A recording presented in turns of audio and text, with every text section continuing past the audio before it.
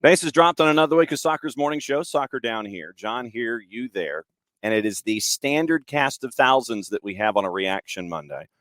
The way that it always is on Reaction Monday, for those of you new to what we're doing, reactions are over, under, or on par. And it can be about anything from the weekend. Since it was an off week for Atlanta United, there was a lot of other stuff that happened in Major League Soccer. We'll be going over that over the next couple of hours.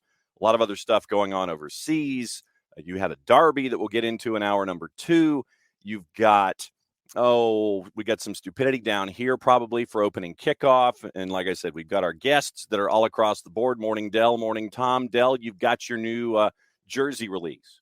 According to our friends at the Charleston Battery, they've unveiled their 2024 primary and secondary kits made by Hummel.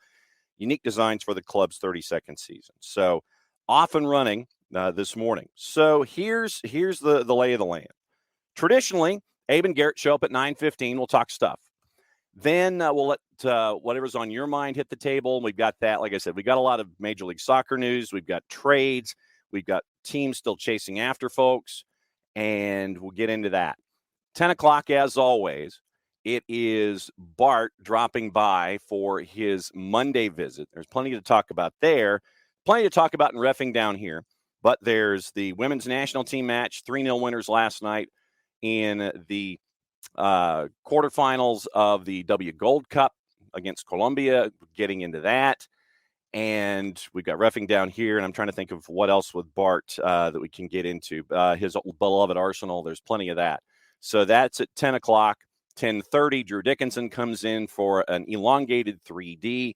He's in for his 15 minutes. You got Prim and Proper, the review, coming up there in just a little bit. So big rundown all across the board. Plenty to talk about. Whatever's on your mind, trust me, whatever's on your mind, we're going to talk about it here today on SDH. So, Dell, don't talk to me about Manchester United. Sorry, that's hour number 2. So you got all that. Tom, yep, surprising win for Toronto. New England's going to be desperate coming in. Yeah, like I said, we'll be getting into that. So hang on to that, and we'll rock and roll through that here in hour number 1. So, all right, opening kickoff brought to us by our friends at Kickoff Coffee and kickoffcoffeeco.com. There's your QR code for those of you who are watching, however you're accessing us, whether it's on the YouTube channel, on Twitch, or on the 280-character app. What you can do is you hit that QR code. That helps you out with your friends at Kickoff Coffee and kickoffcoffeeco.com. Use the code SoccerDownHere15. You get 15% off your purchase. They, in turn, take 10%, reinvest it into youth games, youth initiatives, stuff that they have earmarked that they think is really cool. And you can use Kickoff Coffee there at kickoffcoffeeco.com. So there's your QR code for that. All right, I'll go ahead and do stupidity down here for opening kickoff. Abe Gordon's in the bullpen. He's coming up in just a sec. I don't know if you saw this, but occasionally we do have to bring Neanderthals to the table. And I mean, what I mean by Neanderthals are people who are just flat out stupid, idiots, whatever term you want to use for insert reason here. And I've always thought that we should bring stupidity to the table and stupidity down here, so we're reminded that we have to continue to be vigilant and we can't let things stand. If someone, mouths off and says something stupid or does something stupid, they've got to be called out on it. So we're not complacent in just letting things happen. Oh, it's okay. They only do it once, that kind of a thing. And for this, we go to the Gold Cup. I don't know if you saw this. After Panama was eliminated from the tournament, one of their stars, Martha Cox, was asked in the mixed zone about, what Panama needs to do to get to the next level. What she said in the mixed zone after Panama was eliminated was this, and this is translated, so bear with it. Quote, "To compete, we need a good league. We face this because we are brave. Not everyone can't stand what we go through. There has to be a change of cycle in many things. People who believe in women's soccer in Panama must enter because there are people in the administration who do not feel the same way. The league in Panama must be enhanced. We went to a World Cup, and I don't see a general change." And that was an interview of Martha Cox by Juancho Villaverde, and he works at ESPN and does work down in Central America. So Marta Cox says that after they're eliminated. She's looking for additional support in women's soccer and in the women's league in Panama. So the president of the federation decides in a press conference after Marta Cox says this. He says the following. Manuel Arias is the guy's name, president of the Panamanian Soccer Federation. So, quote, Marta Cox stopped to talk about our league. She is out of shape. She is fat. She couldn't move on the field. We have to do a mea culpa, and the players were not physically well. It's very easy to talk, but she doesn't know anything about the Panama League for years. She doesn't know what's happening here, end quote. So the president of the Fed, after his nation's team gets eliminated from the Gold Cup, decides basically to call a star of the club, of the team, fat. Not physically well, out of shape, fat, couldn't move on the field. That's from the president of the federation. That press conference and those words, lasted maybe a couple of hours, because then the Fed, thankfully, decided to condemn the words of Manuel Arias. They had a 4-paragraph release after the fact. But when you have presidents of federations doing this kind of stuff in press conferences, it shows that we got a long way to go. You've got to be blanking kidding me about this kind of stuff. I almost earned the explicit rating this quickly into the show. So that's your round of stupidity down here.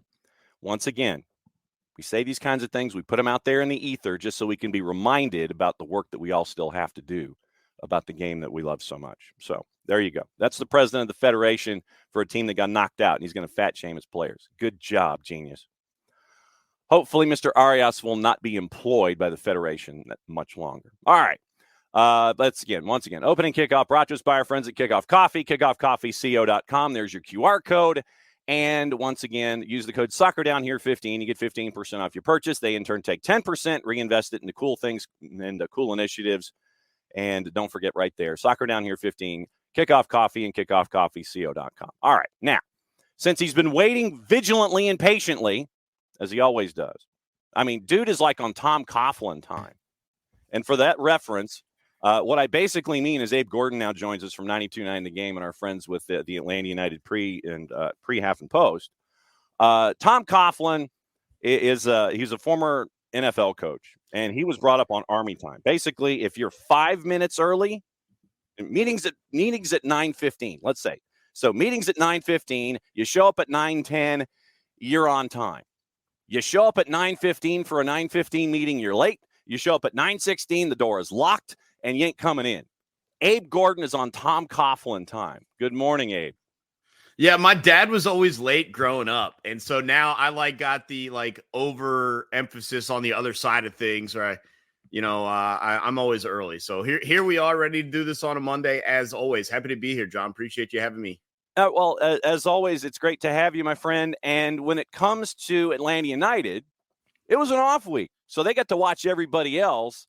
I imagine that you either maybe took some time and just kind of chilled, or you were watching games. I don't know what you were up to. I mean, I was watching MLS 360, and I was all over the place with stuff. How did you take your early off week, sir? Yeah, I'll be honest. I know when I chatted last week, I said it felt good that the team has it for a variety of reasons. Personally, it sucked. I wanted to get out there and watch them play. It was kind of a slow, boring weekend. There were some other games and some other things to take in. You're right. But, we kind of we've been waiting so long for actual games in the season to get here.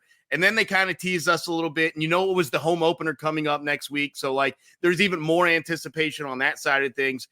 I'll be honest, it was kind of a bummer to have a down week like that. But I did get a chance to see some of the crazy things going across MLS this week. I mean, I know you mentioned it in the email, but the snow game is definitely it's just a great like the imagery of that is awesome. You had a couple former members of Atlanta United hitting the back of the net this weekend. And I know it's early, but unfortunately, the concerns about what Miami is going to be this season may be legitimate, because when Messi and Suarez are teaming up like they did the other day, it's going to be very, very difficult to topple that squad. No doubt about it. And I don't know if it speaks more to what we saw from Messi and friends or what we didn't see from the purple team. And the purple team, much like the New England Revolution, they're balancing the CONCACAF hemispheric extravaganza with Major League Soccer scheduling, and you don't know it's going to be the box of chocolates from Forrest Gump. With Revs, you don't know what you're going to get coming up, because they had the lineup going up against Toronto. You've got the matchup midweek in CONCACAF, and then you end up with Atlanta United. Then you've got to go CONCACAF again. Orlando's going through the same thing. So Atlanta United right now, I think, is in the catbird seat, where they've got folks in the next two matches, both of them at Mercedes-Benz Stadium, where they're having to juggle CONCACAF and Major League Soccer. And so the lineups might be a little screwy, but I think that goes into Atlanta United's favor. It definitely does. I mean, we talked about it just from having the off week this week. I mean, you immediately have an advantage, even though it's only, early stages of the season. I mean, sometimes it's tougher for guys to play back-to-back 90 at this part of the season than it is at the end of the season, because of still getting into form and stuff like that. So it's definitely an advantage. The lack of midweek play for United, certainly an advantage, as you mentioned. And just also, there's only one game of tape out on Atlanta United. And it's not like the biggest thing in the world. Obviously, there's not that many changes from last year, but, any extra benefit that United has with extra game film, extra planning, stuff like that the opponents don't have an opportunity to get. There are a lot of things pointing in Atlanta United's favor right now. So they just got to go on the field behind a great home crowd, as we know it will be on Saturday night, and put the work in and get it done. No doubt about it. And that's why Parzival came in this morning. He goes, how do we feel Atlanta will do over the next three? I think that, especially with those first two, I think you're looking pretty solid, because you got folks having to focus on other things. And so I think that you don't have to necessarily worry about roster rotation or anything like that. You're going to be starting 11, whatever that appears out to be. And heading into the matchup this weekend, you got to see Derek Williams, who had a great summer camp, who had a great training camp, and he was working at the back with Stian Gregerson and Bartosz Slisz. And so you had that triangle right in front of Brad Gazan doing things well defensively out of the blocks, even though we know what the result was in Columbus. But you end up with three new guys right there at the heart of the spine protecting things at the back. And I think that that's something, once again, you don't have a whole lot of tape, so you're having to look on YouTube. It's like, all right, Gregerson, Stian, hit send, and you're trying to figure out what you're getting with a 6'5" Sequoia at the back who's not afraid to lock folks down like Ed Reed. Yeah, and it goes back to the opening game, as you mentioned. Like, the communication between those three was a lot better than it could have been. I mean, there are definitely scenarios where new guys come in and it just completely falls apart on the first sight of real pressure in an actual game, and that wasn't the case. And if that's the worst they're going to be in terms of communicating and chemistry, I mean, just imagine as we continue throughout the season how locked down it can be back there. I'm with you. I look at their schedule and I'd start checking off win.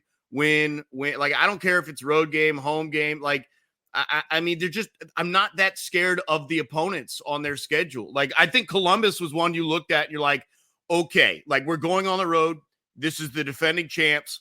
Like, I can see them not going there and winning that game. But, like, soccer is soccer. Like, who knows what happens within the flow of things. But, like, should they win their next 3, 4, and then maybe at NYCFC, which they've traditionally had trouble with, like, is that where we're looking as maybe another stumbling block? But, like, yeah, they should roll up a couple dubs here, and I'm pretty excited about it. And the fact that 2 of these back-to-back are going to be at home, coming to get that momentum at home, you can wash away what happened a week ago in Columbus pretty quickly.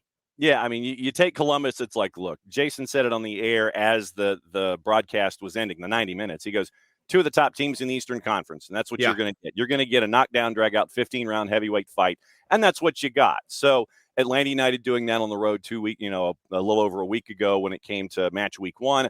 Take that information going forward. You mentioned NYCFC. Nick Cushing might be his seat might be getting to how would we phrase this? A little more than temperate after the first couple of results that we've seen or haven't seen, really, if you're a fan of NYCFC. Nick Cushing might be the first one who might be trying to brush up his CV if things continue there in the Bronx, how they have been. You mentioned Messi and friends. All right, so let's get into that for a second.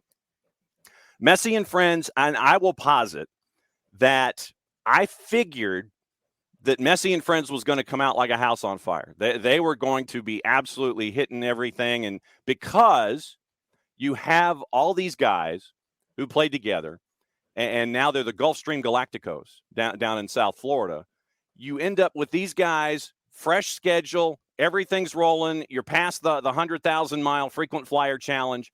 You're playing fairly regularly. And you haven't hit schedule compression. You haven't hit the other competitions. You haven't hit Copa. You haven't hit the Olympics. All of these things, I figured they were going to come out of the blocks hot. They have, and they embarrassed Orlando. Yeah, no, you're right. I mean, sustainability over the course of the season, staying healthy and that sort of thing, it's going to play its role. But when I looked at Suarez and you could talk about the age of Messi, the age of Suarez is a discussion here as well. But, I think it was that first goal where Messi played it into him from the corner and he kind of just one-touched it into the net from like 20 yards away. And it's not even that he was able to hit that. It's that he thought that was the right time to take the shot as opposed to touch, control, look at back pose, different. Like, it's just not a strike you see that many guys in MLS even attempt. Yeah. And that's the thing that stood out to me about this. And like, we're not here to question Luis Suarez's world-class quality. Like we've seen that year after year for a decade plus. And it just is one of those things that stands out to you because I look at Atlanta United and I'm like, all right, like Brooks Lennon could have played the ball that Messi plays. I don't know who on United is hitting that shot. Like, realistically, I don't even know who's thinking that that's the right shot to take, much less being able to convert it. I'll give you somebody. Shande Silva with Shande. Okay, but how far into the supporter section do I have to be to eventually come down with the ball? Like, you know what I'm saying? I mean, it's just it just feels like there is a different level of quality in decision making. Mm-hmm. And it may have even been a situation where it caught the goalie by surprise too, because it wasn't that great of a hit. It wasn't upper 90 where it was touching the inner post. It was, I think it caught him by surprise. It caught me by surprise. And so you just got to see how sustainable all of that is. And then we've talked about it before. Like, they're going to score goals. We know they're going to score goals. Orlando is not the team to challenge them, but they're going to give up goals too. And it's just a matter of how it comes when they do get into a shootout where it's 4-3 and you're still in the 70th minute, something like that, and how they respond in that manner. So, look, you're right. It is a fast start. We've seen teams get off to fast starts and ultimately fade in every season, every sport. And so sustainability is going to be key. But if you were wondering just the Suarez Messi thing, I think they still got it, man. I think that was pretty much settled, 10 minutes in on over the weekend. No doubt. And then there we got word from Messi and friends. And this is basically, it's a cap dump where they trade DeAndre Yedlin to FC Cincinnati. FC Cincinnati needed help at the back. I mean, this was like one of the probably one of the last defensive pieces that they needed. So you got Miles and DeAndre Yedlin as a part of your back line. And this was weird. Pat Brennan from the Cincinnati Enquirer, he's the first one to report this. And then Michelle Kaufman, and then you get the cascade of folks. So Yedlin goes from Messi and friends to FC Cincinnati. Miami's getting $172,000 in GAM for Yedlin. That is the first time, and this to me is why I was thinking, this had to be a salary dump. Cincinnati's got the 3 DPs, non-DPs with big cap hits. You've got Miazga, you've got Miles. Yedlin's guaranteed compensation just under $875,000. That was last year, and you can find that on the MLSPA website.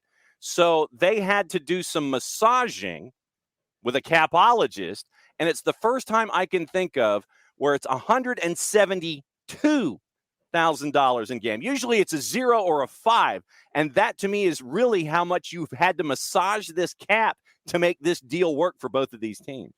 Yeah, I'll start from the Miami side of things. We were hearing the rumors maybe 2 weeks ago, and maybe even before that for people who are more connected than I am, that they were going to run into issues and that they were going to have to start to shed a couple of pieces to make the things work that they want to make work. And obviously, Yedlin was the guy they decided was disposable. But it's very interesting as we slide to Cincinnati.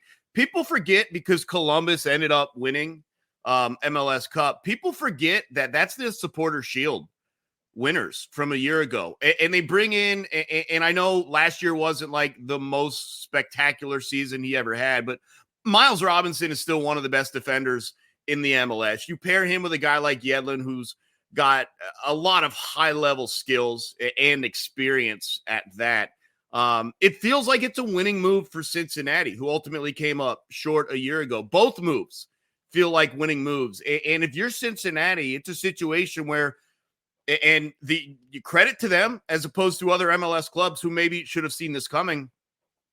You saw a team that was desperate and you pounced and you take advantage of their situation to better your own club. And like you said, it was not only just because you could, but also it did fit a hole that you had as well. This is a brilliant move for Cincinnati to shore up a couple things.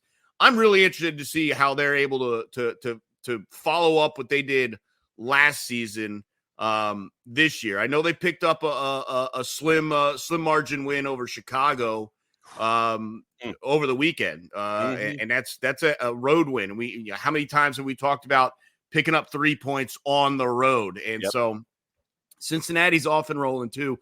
Going to be real interesting. I know we talked about Atlanta and Columbus and the two best teams in the East, but it really is going to be interesting to see kind of how it breaks down between maybe the top like 4 or 5 teams in the East. And I think Cincinnati certainly in that discussion. I think Miami, if they can stay consistent, if they can stay healthy, if the season, the wear and tear doesn't catch up with them, they're in that discussion. Certainly Atlanta's in that discussion. We already know Columbus is in there. There's probably 1 or 2 wild cards that are going to play their way in there as well. We'll see who pops up. But the Eastern Conference is incredibly deep.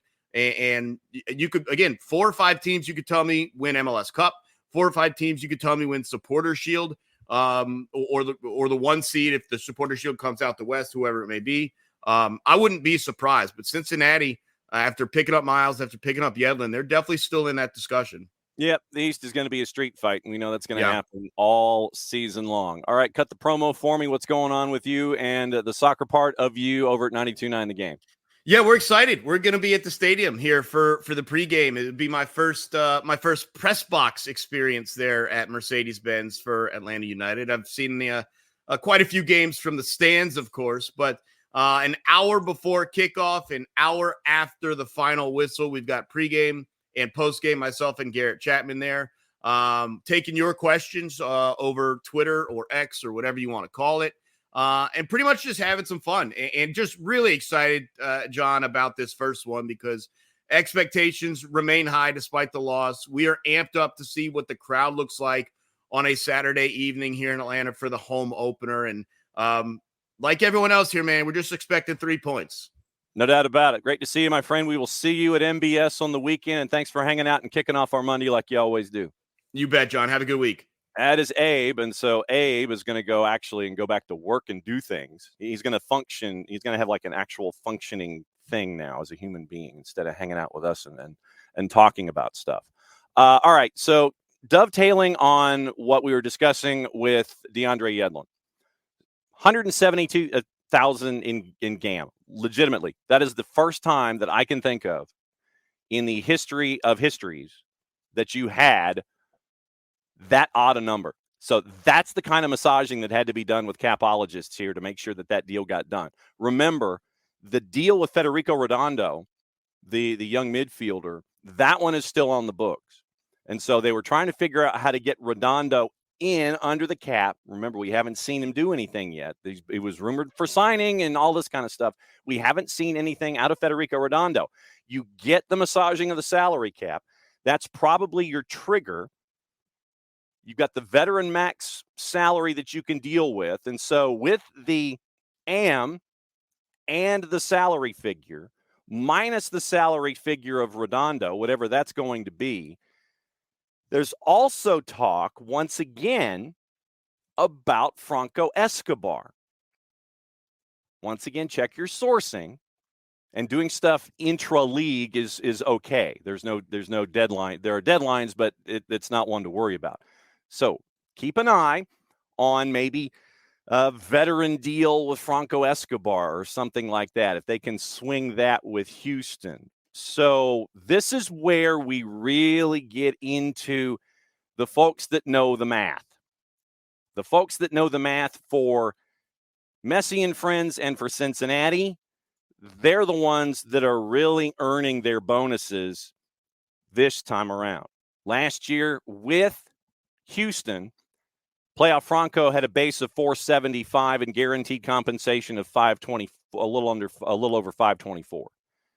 So can he fit under the current structure?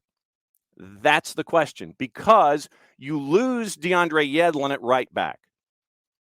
What that means, probably more than anything, is that Julian Gressel ends up at right wing back, at least however Opta wants to post their formations. That creates both an interest for offensive coordinators and for the defensive folks at Messi and friends because of Julian and his defensive liabilities. So what you've done is you have locked in the signing probably of Redondo to help out your midfield. But you had to surrender DeAndre Yedlin to do it. So that means that Julian probably starts at right back. And if I'm looking at that left-hand side, that's where I'm going right now. That's where I'm going up against the left-hand side of that Miami defense until there's another solution. That's why I mentioned the Franco Escobar idea that is out there. Once again, check your sources, check your sources, check your sources. So you've got that to pay attention to when it comes to Messi and friends. There's also another couple of folks that are chasing after talent. The Carlos Vela update. Remember, we talked on Friday about Vela and San Jose. Depending on your source, doesn't look like that has heated up anymore. And LAFC might be back into the discussion. So Vela could be heading back. Remember, he made over $3 million last year. You prorate it. You say, no, we don't anticipate you being the guy. Can you deal with less? That would be the discussion at LAFC. San Jose, they would probably start him now, throw him in there and do whatever. So you got to keep an eye out on that. Portland is also in the works in trying to track down another $15 million possible purchase. Advanced talks to sign Argentine forward Germán Berterame from Monterrey. So $15 million, that would tie, if that comes to pass, in getting the Argentine forward, it would tie a couple of deals from a team that you know for one of the higher deals in Major League Soccer history when it comes to a transfer fee. Not agreed to or finalized, and Monterrey can still hang on to Berterame if they want to. Cesar Luis Merlo, top A source. He was the first one to break this news. Moved to Atletico San Luis from San Lorenzo in 2019. He was reported to be signed by Atletico Madrid in the summer of 22 before being transferred to Monterrey in the same window, and that kind of ground all the gears to a stop. 23 goals, 9 assists, 61 appearances for Rayados, 31 goals, 6 assists for Atletico San Luis. He can play winger for Phil Neville, and they wanted to have positional flexibility according to Tom Bogert. And they're also in advanced talks to sign Jonathan Rodriguez from Club America if Berterame doesn't get done, and that would be a lot less than signing Berterame. So Portland might be looking to drop 15 if they can bring Berterame in from Liga MX. If they can't, keep an eye on Jonathan Rodriguez. Charlotte, also on the board. It looks like, and this is from Carol Rogers, and you might remember Carol from her time with the AJC. Carol is now up in Charlotte, and they are close, as of yesterday, to finalizing a deal to sign Israeli international winger Liel Abada from Celtic. Next time Jarrett comes on, we can discuss Abada, what he means. He hasn't been active recently. He's been doing a lot of sitting on the bench. There's some off-the-field stuff as well. He's fell out of favor at Celtic. We'll get into that because there's a lot to get into with that. But Abada from Celtic, possibly to Charlotte FC. He'd be a young DP because he's 22. 10 goals, 5 assists in a little over 1,200 minutes at Celtic, 10 caps with Israel. So it looks like it could be he's awaiting permission to travel to Charlotte for a medical, and it could be a 4-year deal. Initially, there were reports it was going to be like a $3 million deal, but now the fee is initially now $8 million. And so Charlotte, who is in need of firepower since they don't have 2 of their DPs, could be bringing in Liel Abada from Celtic for $8 million. That seems really high for someone who's been sitting on the bench who fell out of favor at Celtic, but Charlotte right now, they need folks. And so when you're in that kind of a situation, you're going to overpay for those kinds of things. So potential add-ons of £3 million mentioned, 20% due to his previous club. So that's why you're looking at 8. Celtic's trying to get some funds, and at the same time knowing that the previous club for Abada had 20% of the pass, they got to pay them too. So it looks like 4-year deal if he passes his medical for Liel Abada to go from Celtic to from Celtic to Charlotte. Sorry, wow, Freudian slip there. Celtic to Charlotte, $8 million fee, 4-year deal, possible another 3 in add-ons. So Charlotte knows they needed help, and so that's why they might be chasing after Liel Abada. So Yedlin covered, Charlotte covered, Portland covered, Vela covered. That's the kind of movement that we have right now in the activity for Major League Soccer. And I got a surprise for you.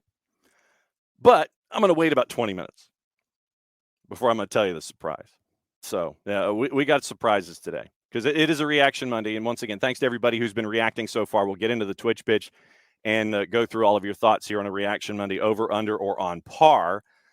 We got Open Cup matchups. We've got that to get into. Some of your favorite lower division clubs now who know who their first round opponents are going to be. And Apotheos from the NPSL, they know their opponent now too. So that came out Saturday afternoon. Oh, my days are running together. Goodness. So the format and the teams were finalized for the Open Cup on Saturday. And it is 8 Division 1, 24 Division 2, 32 Division 3, 32 Open competing for the 24 title. So we now have our first round of dates, and that's going to be in about 2 weeks. Tuesday through Thursday, the 19th through the 21st, and then you get into 2 rounds in April, round of 32 and the round of 16 in May, quarters in July, semis in late August, and late September is your final. So you've got all the teams that are now in, and we now have like dates and things where folks are actually going to be playing and figuring out who their opponents are and that kind of a thing. So that got announced as well, as I'm feverishly trying to find the silly matchups. And this is what happens when you sit there and you click on something and you're like, yeah, that'll work. And then it doesn't work. Okay, so let's roll through some of the regionals and let you know who your favorite lower division club might be playing here in round 1. Then we'll get into Twitch pitch here and whatever else is on your mind in hour number 1 before Bart and Maddie and Drew jump on things in hour number 2. We do have some sound also from our friends who had fun weekends with Major League Soccer. We'll play that kind of leading into Bart as well. So Chattanooga FC, They get the early game at Finley Stadium on the 19th. They play Miami United out of the USSL. Clovers out of Savannah go to Middleton, Florida to take on a USL League Two team known as Brave SC. Our friend John Schuster and his club, Duluth FC, go to Bree Stevens to take on Forward Madison. Lex SC out of USL League One, they go to Burlington, Vermont. That's a road trip on the 19th. Let's see. Also, Tormenta gets a home game against FC America CFL Spurs. That's what the cup.us, and that's what they're saying. That's the team name. FC America CFL Spurs. They go to South Georgia, Tormenta on the 19th at 7:30. Let's see. Christos, our friends from Christos on the 20th, take on Richmond Kickers at City Stadium. Greenville and South Carolina United FC, they go at it in Columbia, South Carolina. One knocks in Asheville City. That's going to be interesting on the 20th. Georgia Lions and Apotheos. Georgia Lions out of Nisa play Apotheos at Silverbacks Park. That one's on March the 20th for those of you that are looking for midweek activity in Open Cup. You can go to Silverbacks Park on the 20th and catch Georgia Lions and Apotheos. And then you get into some of the other matchups for folks that are far and away. Brockton FC United travel to Chattanooga to take on the Red Wolves. That one's on the 21st. Crown Legacy goes up against South Carolina United Heat at Mecklenburg on the 21st. Charlotte Independence play somebody in the USLPA referred to as Veringung Erzgebirge. And they have to travel to Langhorne, Pennsylvania to do it. Nova FC was a late replacement. They play Carolina Core, and those are the teams that we know. So that's 19th, 20th, and 21st. That gets you ready for Open Cup with you and your friends. All right. Let's get into what you guys are talking about this morning, and then we'll kind of get into Major League Soccer and some of the stuff from the weekend, and that'll get us kind of headed toward hour number 2. And like I said, I got a surprise for you in about 15 minutes. Dell doesn't want to talk about Atlanta United. Let's see.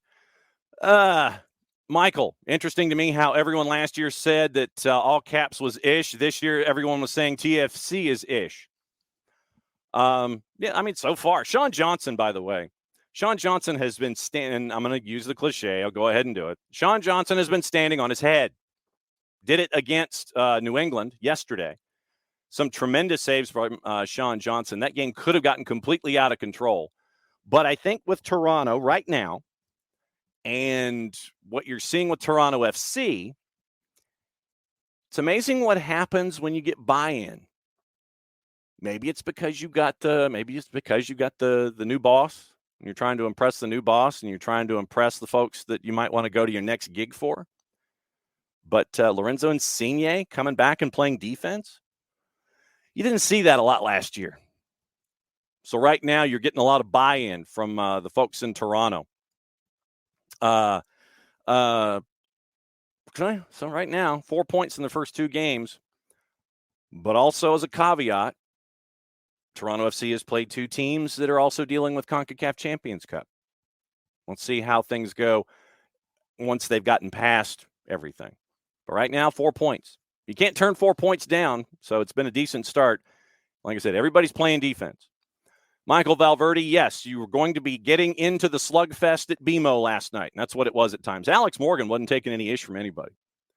And was it Catalina Usme who decided to stand up to Alex Morgan? And it's like the Colombians decided that they wanted to pick on Alex Morgan. I don't know why they thought that was a good idea. But 3-0, and it was chippy.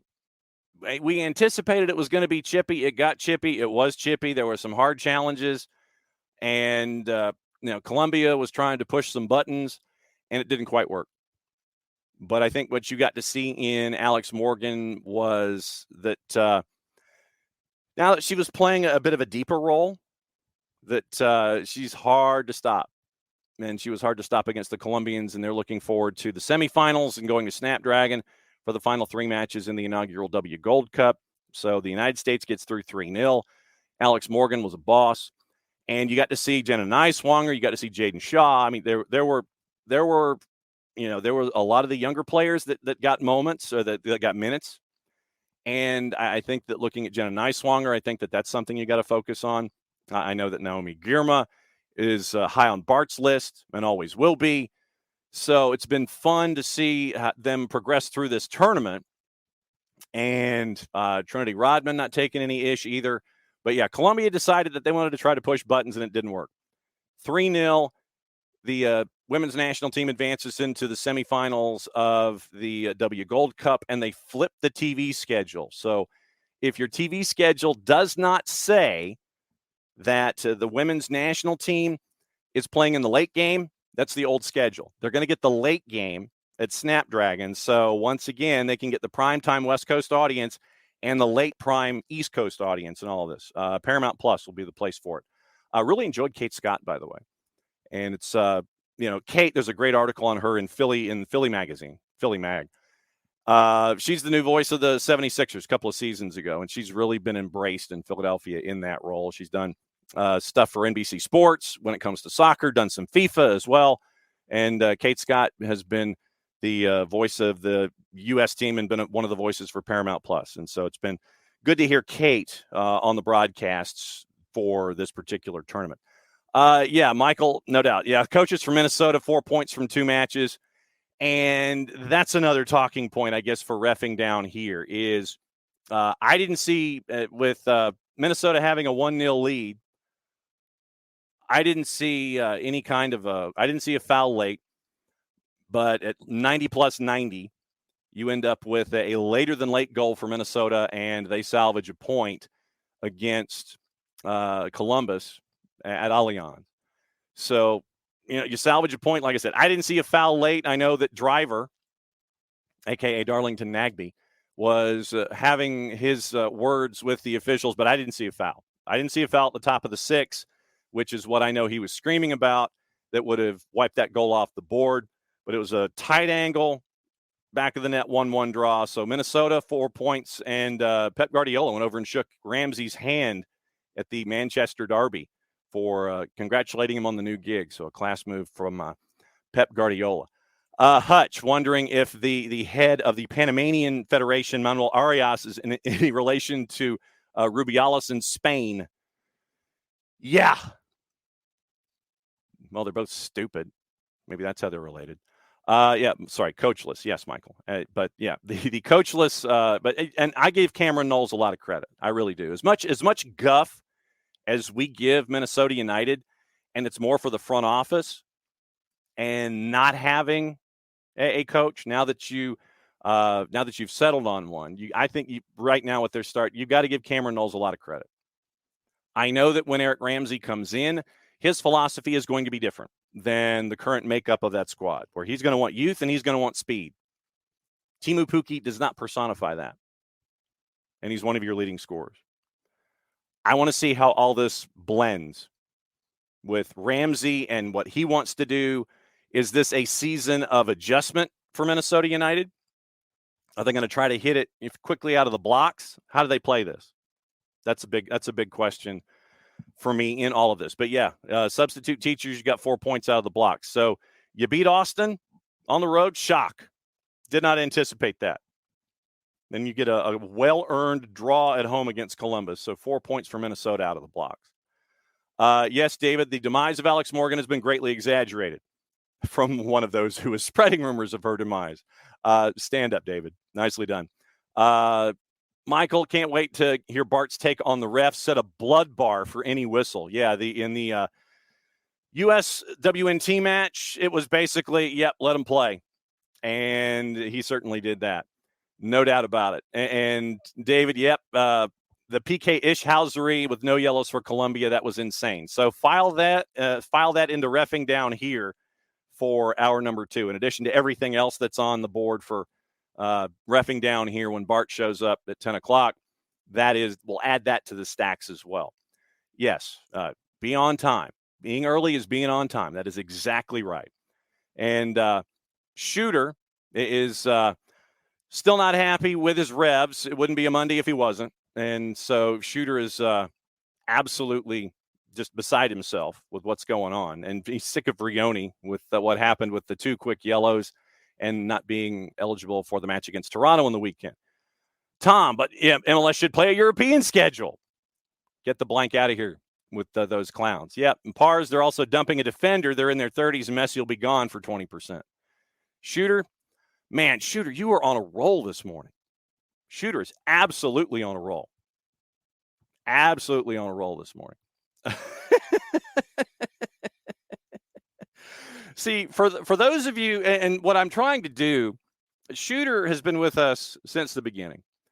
And Shooter is our resident New England Revolution fan, and he gives us the New England point of view when it comes to the sport and what is going on in New England. And Shooter has never minced words. I've had to mince his words. Those of you in the Twitch pitch can see what Shooter is saying.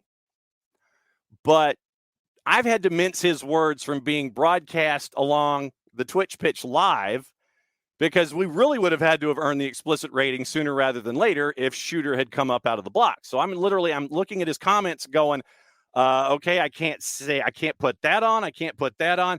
But basically what Shooter is railing about is his coaching staff, his past coaching staff, the baloney that is currently being spread by Cordonalfo, the sporting director, and everything else. So Shooter is, he's 2 matches in and he's already over the season. But it wouldn't be Shooter if he wasn't, and we love him for it, because Shooter is our resident Revs fan, and he just lets everybody have it. Michael Head, MLS. By the way, welcome back, Michael, because Michael last week mentioned that he had gotten to go to Stamford Bridge and catch his beloved Chelsea. Now that he's back on this side of the pond, scheduling is the absolute worst. Teams in CCL not having a bye, meanwhile Atlanta United sitting around twiddling their thumbs. Yeah, basically.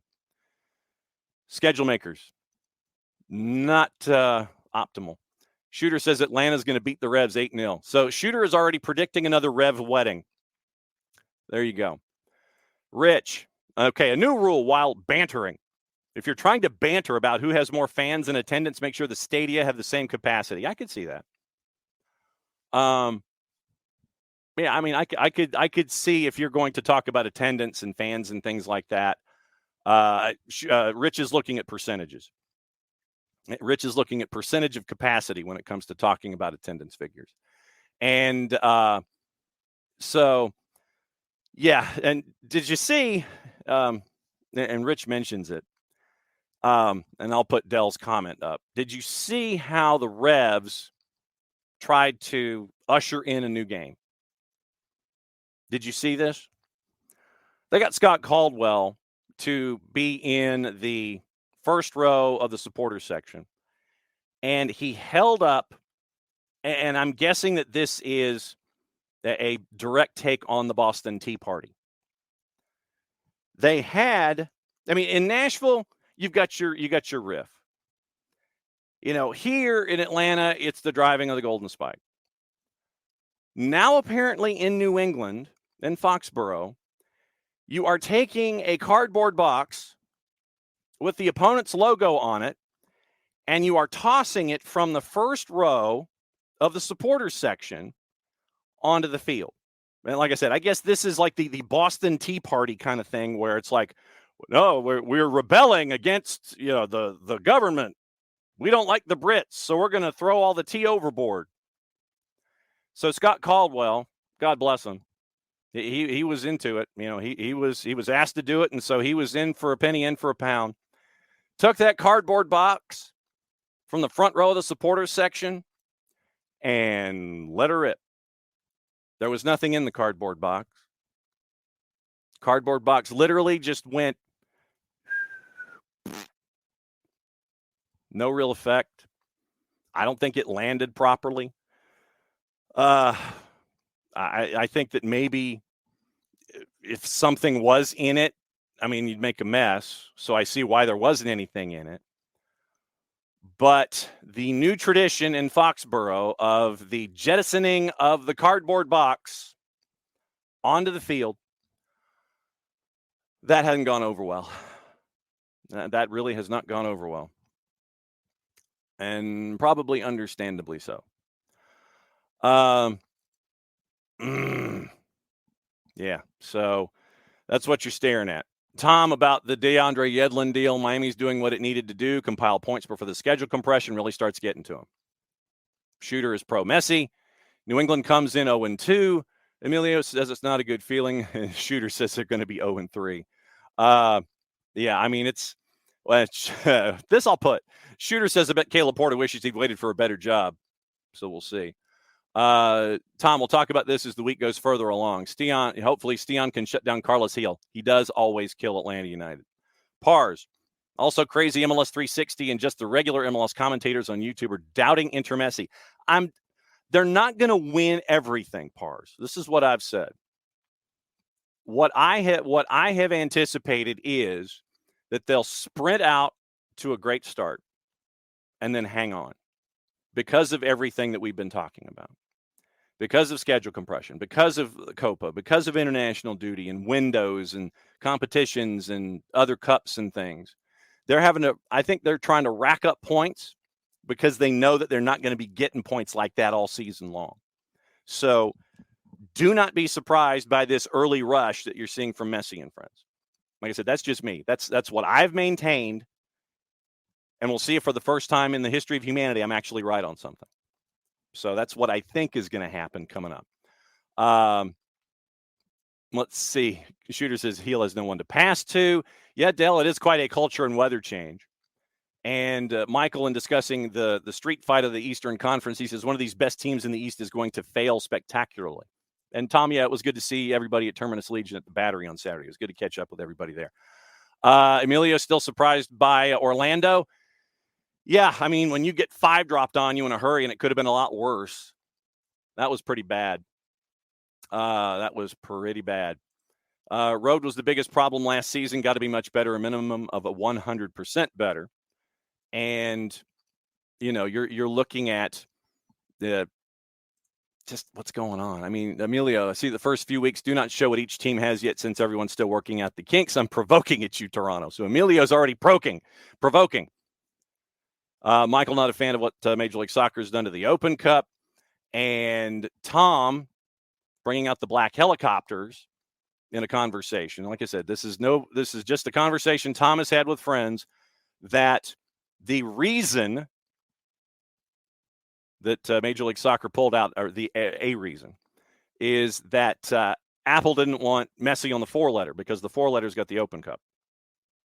So we'll see what happens. I mean, that's an interesting theory. Michael attended an FA Cup match.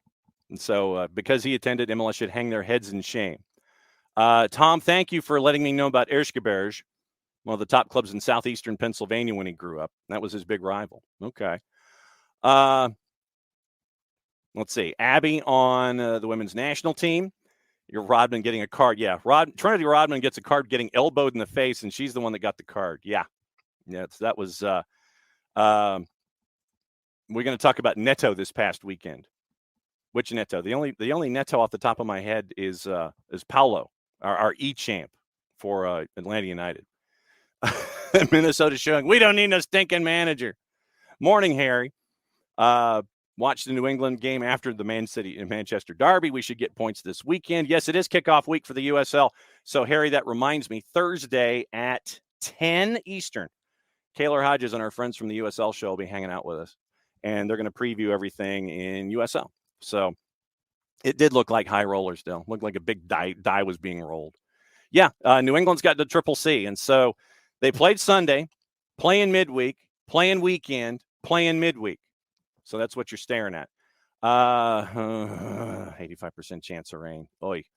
Okay, since Abby mentioned it, let me do this before we get to the top of the hour and get to the surprises. Once again, there's the scarf. For those of you that want to help out our friends from the Marshall Islands Soccer Federation, you can pick that up. It's $32. You help out the last country on the planet that has been that is creating a national soccer program. You pick that up. Abby's got the form. You can go to the Discord and you can enter it that way. You can catch up with me. You can email me. You can DM me. You can Venmo the money, however you want to do it. It's $32 and, an extra $5 if you want it shipped. It's $32 if you want the Abstermobile to help you out. You want to see Abby? You want to see that delivered? Then that's how you do it. It's $32. You Venmo me. You help out the Marshall Islands Soccer Federation. You want it shipped? $32 plus $5. But I know you want to see Abby. So you can see Maddie modeling something, being an international fashion model, and she's helping out the Marshall Islands Soccer Federation. She and Liz did a great job helping them out with modeling the scarf that SDH created, and our friends to help out our friends at the Marshall Islands Soccer Federation. Follow them on Twitter because you can see all the work that they did this past weekend in Northwest Arkansas. It's the first page of the process. So very, very cool stuff. Okay, so I'm going to let some folks in here, and we are going to break down hour number 2. So hour number 2 has Maddie, has Bart, and has Jarrett for the time being. But the surprise is this.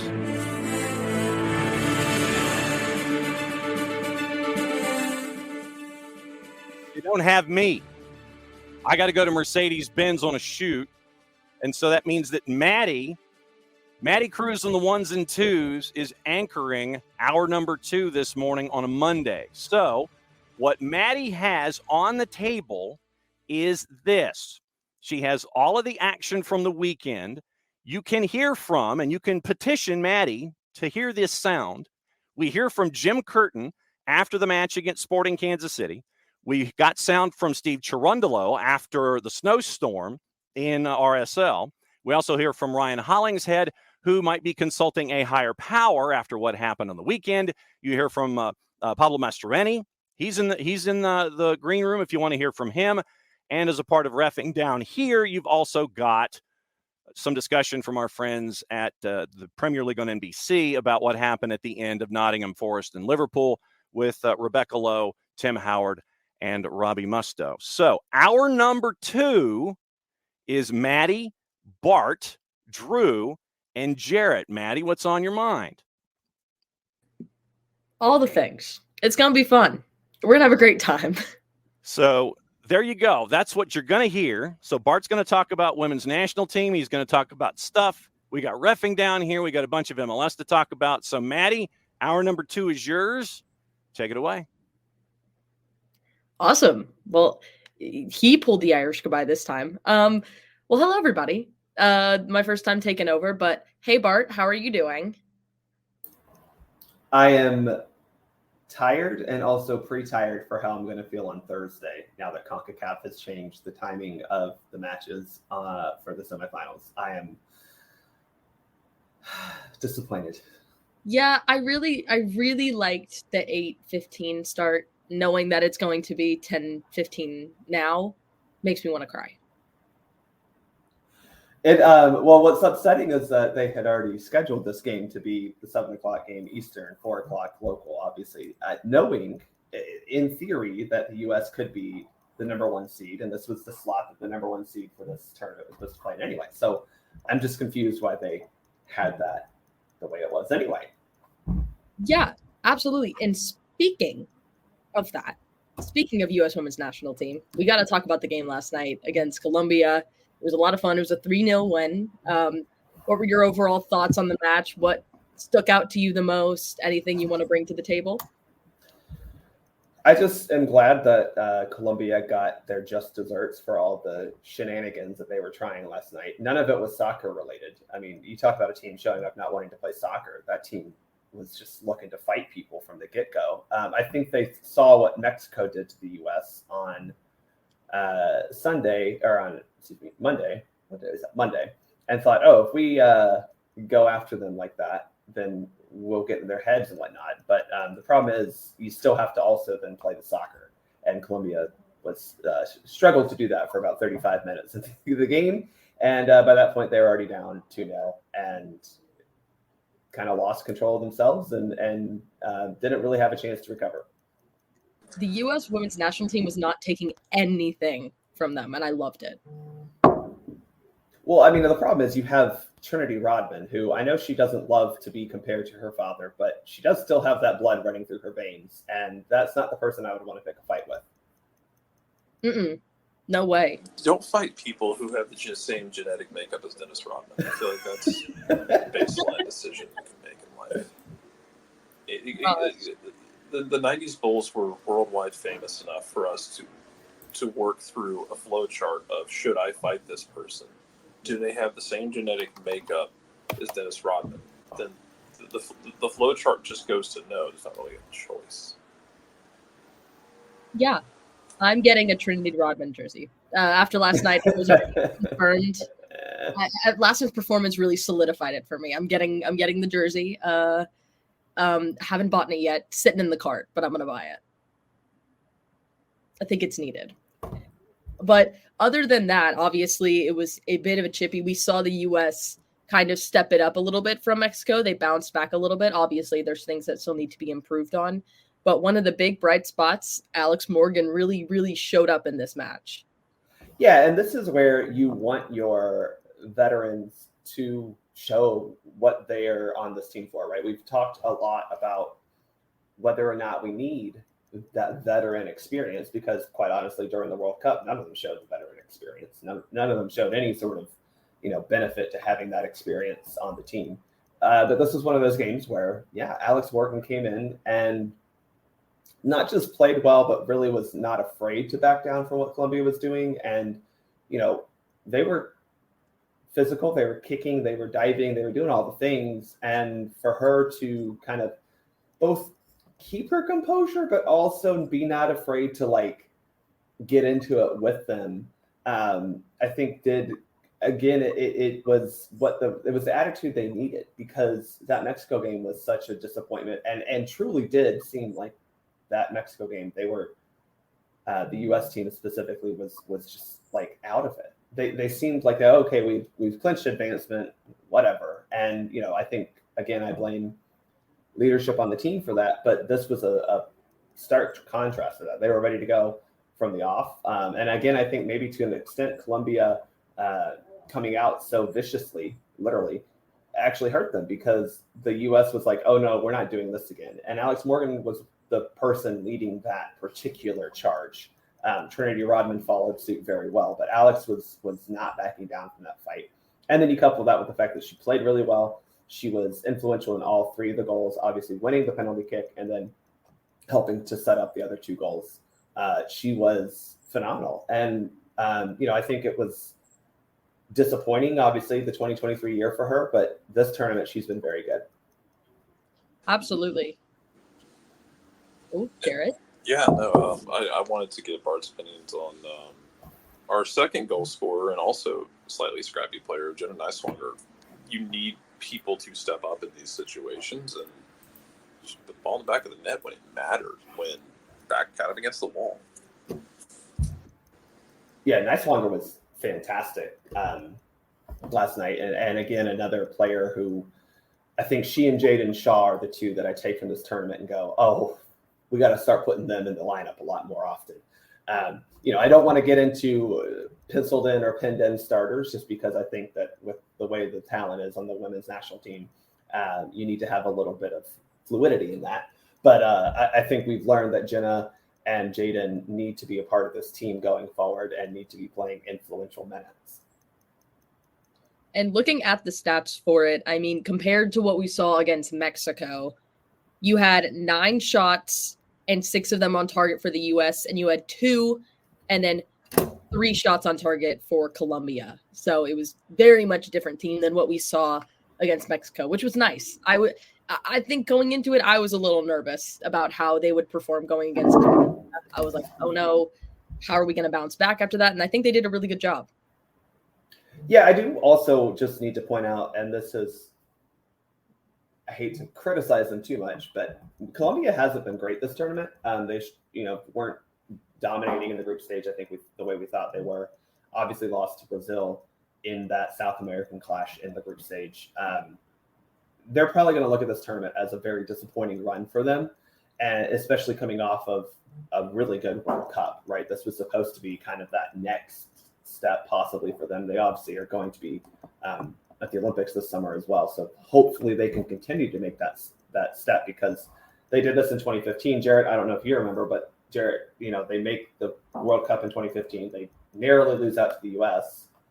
And you think, oh, this Colombia team, can they be the next team from South America to be with Brazil? And then they don't make the 2019 World Cup. And then, it took them a while to get back to where the form they were in 2023. So I'm hoping that this isn't another step back like they had in 2015.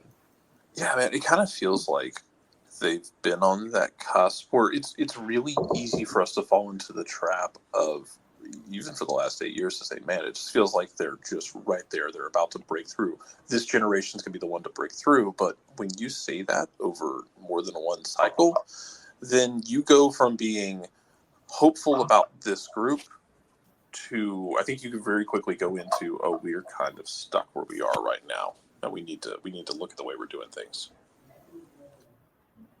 Yeah, and this group specifically, compared to the last kind of big group that they had, the good talent they had in 2015, you see a lot of them playing in leagues overseas, specifically La Liga in Spain, or Liga F, I think they call it. So that's good for them. But yeah, I mean, this U.S. team on the other side is showing that we can also bring in a lot of young talent. And that's the story right now, is the young talent for the U.S. The lineup was young, to say the least. I mean, yes, you still have Alyssa Nair in goal. Yes, you still have Alex Morgan up top. But like everyone else, I mean, the double pivot of Sam Coffey and Corbin Albert, your fullbacks of Nicewanger and Fox. And even you look at your center backs, Gurma and Davidson are both under the age of 25. So it's not like they seem super experienced, because they are, but they're still very young. And that's a positive when you look at this U.S. team, is the amount of talent they have under the age of 26, even really. Hopefully being able to take the mantle from those players who rightfully have deserved a lot of praise and earned their accolades. Look, 3 World Cup finals in a row. We've talked about this so many times. It's tough to replicate that, but that's still the standard, and you've got to find players who are willing to take that standard and try to meet it. And I think, again, Shaw and Nicewanger are 2 they look up for that. Now, Bart, before we get into your comments on what we're going to be seeing ahead, especially with the matchup against Canada coming up this Wednesday, people were asking your thoughts on the ref from last night. A little bit of reffing down here, but like not really reffing down here yet. But what were your thoughts on the ref last night for the match? What did you see? I think the referee gave permission, if you will, for a lot of those players on the Colombia team and the U.S. team to get away with more than they should have. I think, first off, the Colombia team, half of them should have been yellow carded for the penalty kick delay. Specifically, I forget who it was, but when they came into the area after we had been cleared, that should have been an automatic yellow card. That's not me speaking as someone with the, USA colored glasses. That is letter of the law. IFAB wants us to give yellow cards for that particular delay of a restart. And Colombia did this almost every single restart the U.S. had, where they would just get right up on the kick, and it wasn't even an immediate. It was after a while they would come back up and step in front of it. And those are the things that we are supposed to give yellow cards for. Those are cautionable offenses. It's not even supposed to be really that of a debate or discretion for the referee. Those are supposed to be cautionable offenses. And the fact that the referee allowed that to happen, I'm not even talking the shenanigans of people going face to face and squaring up to each other. I think she managed those okay. It's the other things that she allowed to happen that just didn't get policed well. And to build on the next one, no, the penalty foul is not dog so. Well, let me rephrase. It may be dog so. But when we have a penalty, when you have a foul inside the box that results in a penalty kick and it's a legitimate play on the ball, which you can say that foul was a legitimate play on the ball, then we don't give a red card. So dog so it may have been written as dog so, but at that point you're just giving a caution for the foul in the box, because we're not going to penalize a team twice for something like that. As far as going forward with this, how are you kind of mentally preparing for a matchup with Canada that I know y'all loosely talked about is going to be at 10:15, 10:30 at night? Because apparently the only people who hate their fans more than Major League Baseball might actually be U.S. soccer. I know, and I get like playing these games out on the West Coast because although yesterday was a great day for soccer here in Georgia, as I was out refereeing, that was not a guarantee. We cannot guarantee 65 and sunny in March the way that Southern California can, even though they got rain this week, and that apparently freaked everyone out in Southern California. They've never seen rain in their lives. That is, man, I don't understand it, Jarrett. I just don't, because there's a way to schedule these things to still like 8, 10, 15 is a self-inflicted wound, in my opinion. That's just you're alien, because it's not even 10:15 for the East Coast. It's also 9:15 for Central Time, which is still late, to start a game like that. So I don't know. Yeah, I don't know either. It's going to be fun. It's going to be an interesting matchup, U.S. women's national team versus Canada. What are your expectations for that match? What do you want to see from the squad going into a very tough matchup against a Canadian side? I would like to see the fight we saw against Colombia, because Canada has a tendency to also try to be bullies to the U.S. because, especially historically, they haven't been able to play as pretty or as athletically as the U.S., but we mirror each other in a lot of ways. So they try to be a little feisty, and the U.S. has to come out ready for that and maybe be the ones who deliver those first kind of like chippiness. Don't be Colombia and trying to kick people, but, don't be afraid to stand up to someone or kind of give someone a nice little shoulder. Because, listen, Canada has been flying high this tournament, and they finally met some resistance against Costa Rica, where they got the stud of a cleat away from going to penalty kicks against Costa Rica Saturday night. So I still think the U.S. can beat Canada. Canada's playing very well this tournament, but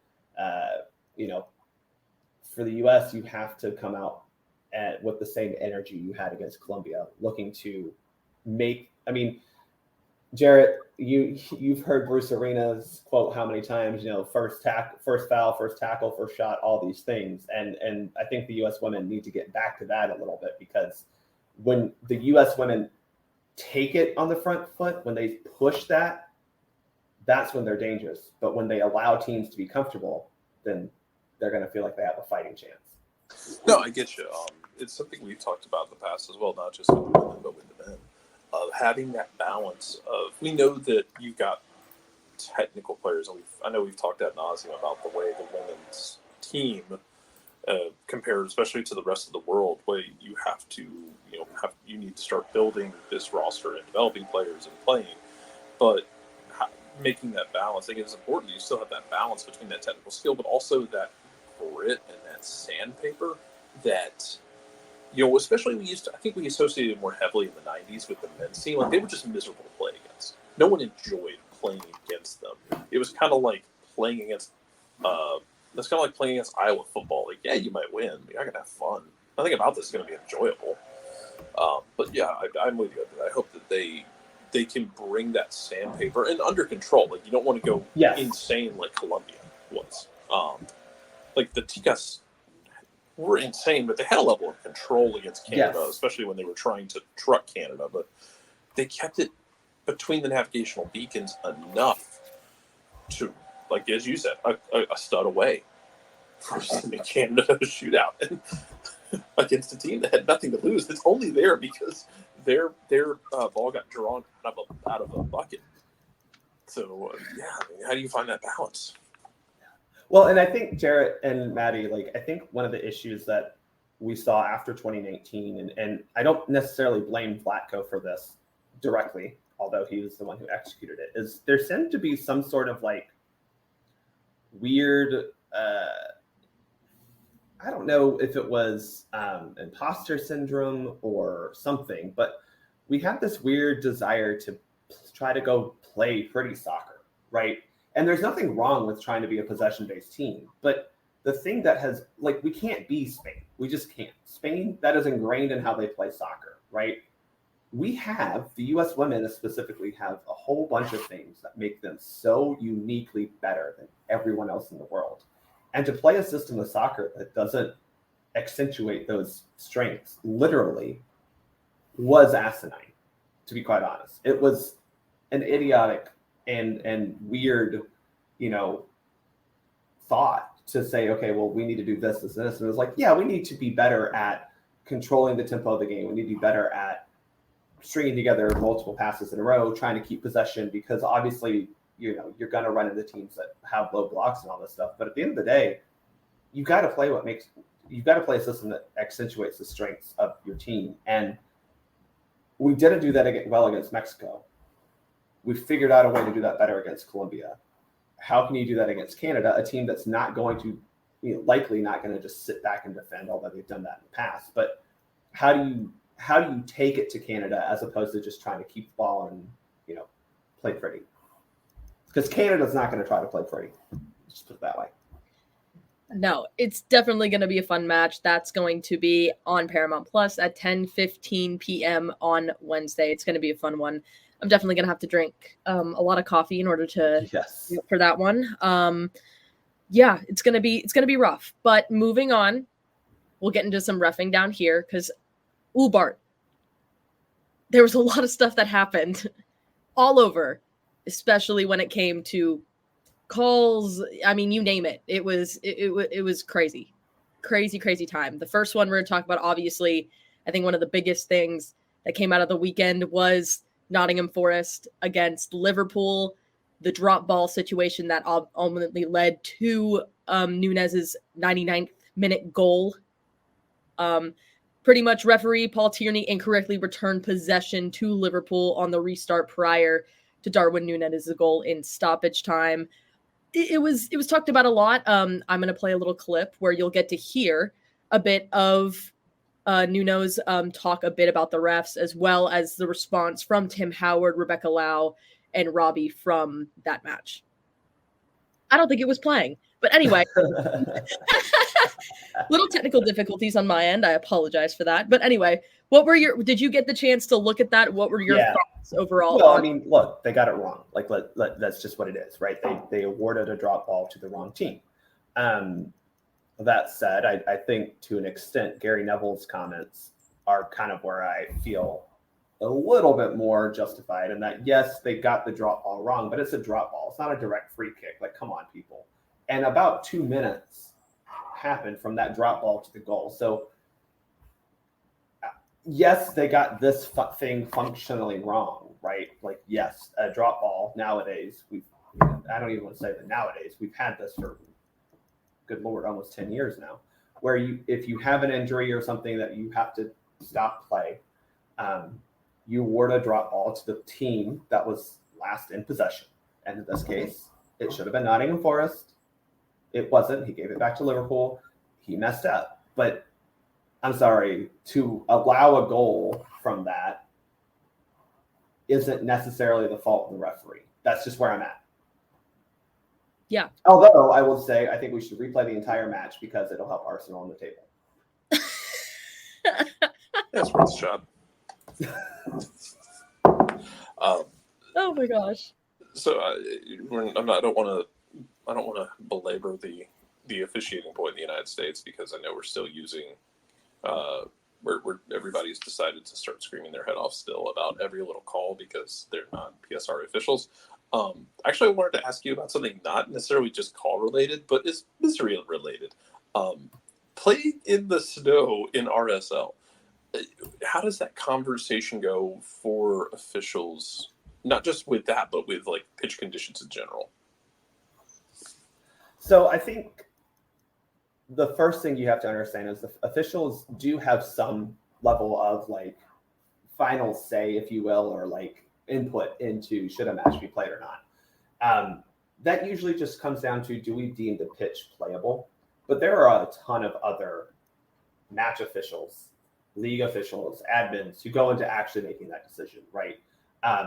This particular one, sorry, sometimes it snows. Like, I don't have a whole lot of sympathy for LAFC because this just happens on occasion and you can't plan for it. It wasn't like it was -2 right? And it was dangerous conditions. It's, to me, it's no different than the times that Atlanta's had to go up and play Columbus in a rainstorm.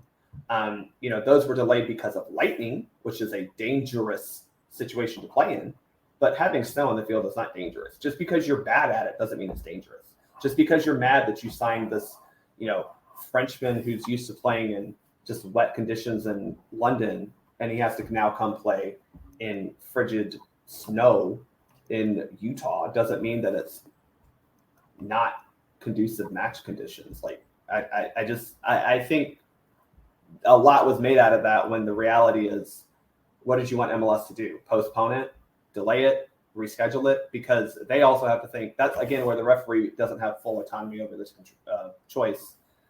Other people are making those decisions. And even at the grassroots level, I may come to a field and go, oof, that looks bad, but I'm not the sole authority in making that decision. There are, field marshals or, park managers or whomever who ultimately gets to make that decision. Same here with MLS, where the referee may say, hey, is this good to play on? Not always up to them. And in this case, like, sometimes you just got to deal with it. LAFC did it. And I don't, that's, to me, whining about that isn't making up for the fact that it wasn't like it was a dangerous way to play soccer. Absolutely. And if the audio works, which, listen, I'm going to hope it does. We have actually the post-match reaction to it from LAFC's head coach. If it plays, I hope it does. No. Well, I tried, guys. I tried. Anyway, That's but back fine. on to listening to Steve Cherundolo complain about something. Yeah, I mean, honestly, do we really need to listen to it? No, not really. But I think one thing too about that is, when you play in the snow and you know it's going to snow, you have to change tactics. You cannot play the game of soccer you were going to play when you initially started. Like, you have to switch it up, and I don't think LAFC switched it up, and I think they're upset about it. Real Salt Lake knew how to play, and they played very well in those conditions. And at the end of the day, we want more orange ball matches. Sorry. Exactly. All I want is to see the orange ball more. Simple. It really is unfair though that LAFC had to play in that, and that clearly at some point, I must have missed this during the game, that RSL didn't have to play in those conditions because they scored 3 goals. It seemed rather fine. They figured it out. Yeah, they had it. They had it down packed. They knew what they were doing. Atlanta took a bunch of South Americans to Minnesota in 2017 and ran Minnesota off the field. Yeah, that's when I go back to as well. It's like, Joseph and Nicky, who haven't seen snow. Maybe Joseph he played in Germany, but certainly Miguel Almiron never seen snow in his life, I would imagine, going to, Minnesota and somehow making that game work. Yeah, I don't have sympathy for them. Yeah. And now, moving on ahead. I was trying to see if Steve Cherundolo was part of that U.S. national team at the Snow Bowl in Colorado, but he was not. Because that would have just been even sweeter. Oh my goodness. But moving back to kind of that Liverpool-Forest matchup, Nuno Espirito, obviously at the end of the game, when asked about the refs, absolutely did not want to talk about it. Was very adamant, like, don't push me on this, don't do that. Now, I did find the clip that didn't work. I found it, and I'm going to play that now because I was able to find it. Maybe John bewitched the audio. I think we're just going to continue to blame John for this. Yeah, he's not here to. Well, see, I just found it on Twitter. That is obviously credit to NBC Soccer, Sports Soccer, because I didn't know they were listed in the thing. I just pulled them up on my tabs. And hey, did it still not work? No. Y'all, I really thought it was working. It's John's fault. It's okay. That's so sad. Anyway, but pretty much basically he was just saying that he didn't want to talk about it. He was very adamant, didn't want to talk about it. Anytime a reporter pressed him about it, absolutely nothing. Didn't want to talk about it, wanted to talk about the game in itself. And, I mean, it's kind of one of those things. It's like, what do you expect them to do? Like replay the match? Like it's over. It's done. It's like it's weird. It's weird to balance it, I think. Yeah, again, I mean, both teams have to play in the situation. Both teams have to play in the conditions.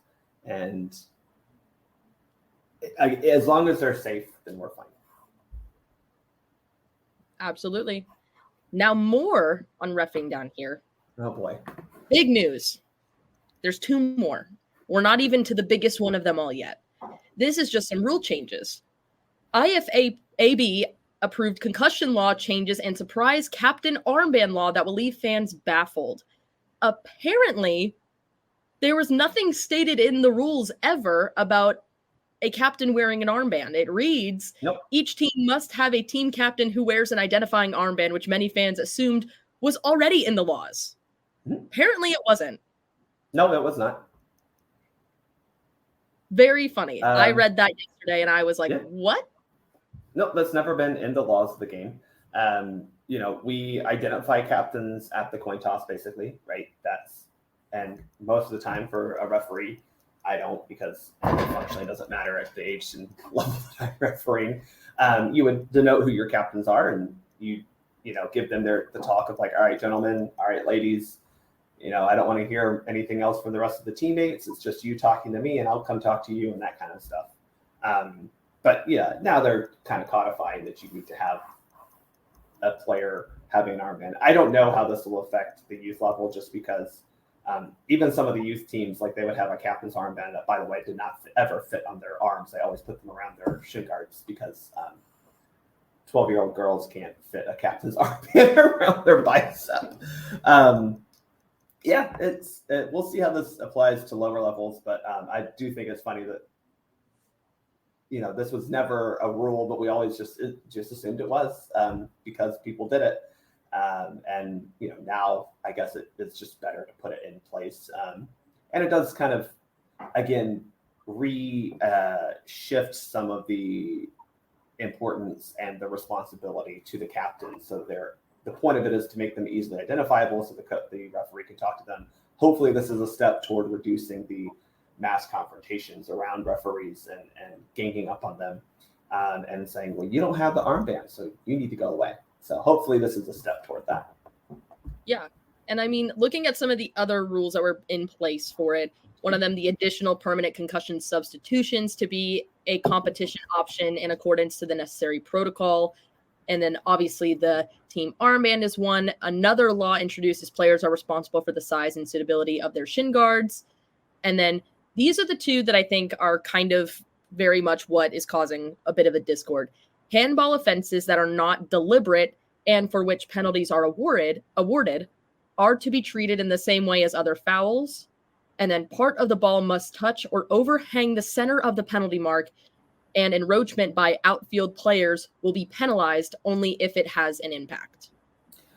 Yeah, so a couple of these things are just to make them more consistent with the rest of the laws of the game. So we'll go from the back, and that encroachment, same as like the kicker or the goalkeeper doing something that causes, as out of consistency with what we would want a penalty kick to look like. If they're one of the offenders, but the kick, like say the kicker comes up and like does a little stutter step and takes too long and all those things that you're really not supposed to do in a penalty kick, but then they put the ball over the bar. Well, we're not retaking the kick, right? Say the goalkeeper, does something, maybe the goalkeeper's, off their line, right? But if they don't save it, then it didn't affect anything. Or even conversely, if it scores, then it didn't affect anything. We're not retaking the kick. So same thing with the encroachment of, if the ball goes in the back of the net or the ball goes out of play, then there's no real need to retake the kick. And this is hopefully something that with VAR now that we're using, VAR has called a lot of kicks back because of encroachment. And we're just saying, look, if you step into the penalty area and it doesn't affect the outcome of the kick, again, that's the key here, then why are we replaying this kick? If the player misses, but a defender happened to be in the box a little too quickly, there's no reason to retake this if the ball goes out of play, So Yeah. So there's that, and then handballs in the box.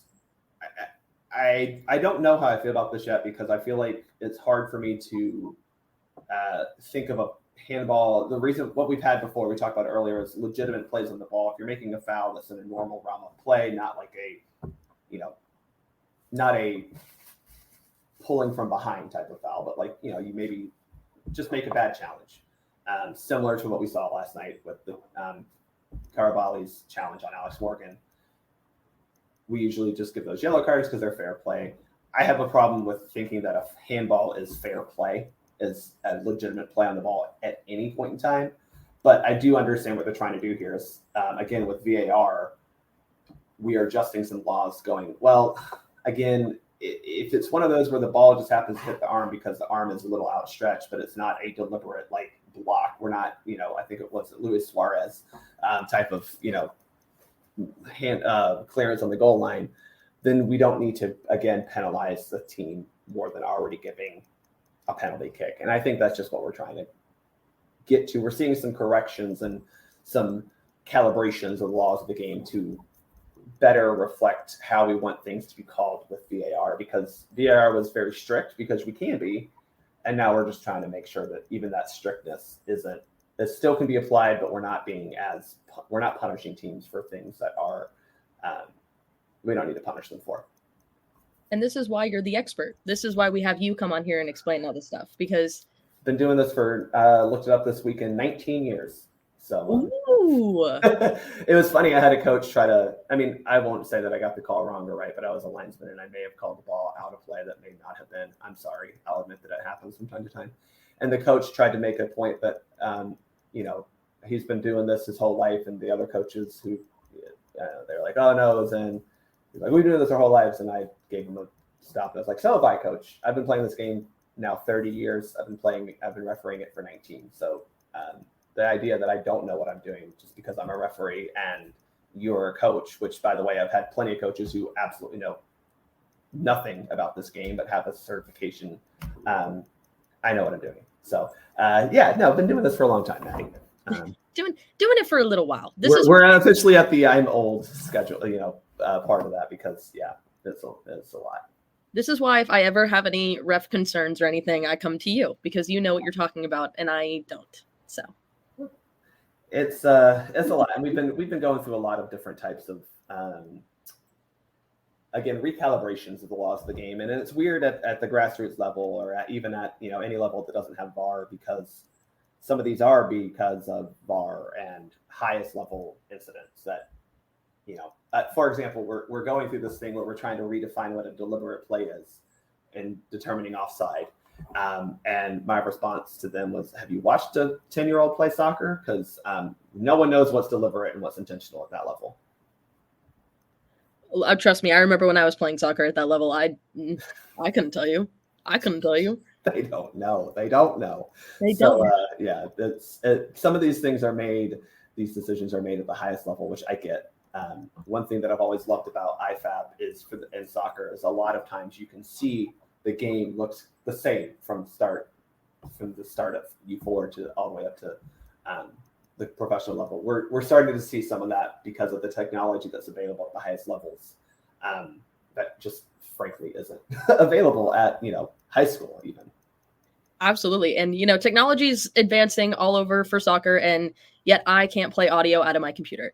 Anyway, not the point. But moving ahead to one of our last little bits for reffing down here before we move on to Drew and Prim and Proper, because I bet he has a lot of thoughts about the Man City, Man United derby. But moving on, a big piece of news. It was the Real Madrid and the Valencia 2-2 draw. And the goal that was literally going to give Real Madrid the lead and win the game, the ref blew the whistle midair. Went in the goal midair. Has had a lot of people up in arms about it. One of the biggest things in the IFAB rulebook, it's very vague about what it says. It's, the ref acts as the timekeeper. Additional time may be increased by the ref, but not reduced. The allowance of time lost is a discretion by the referee.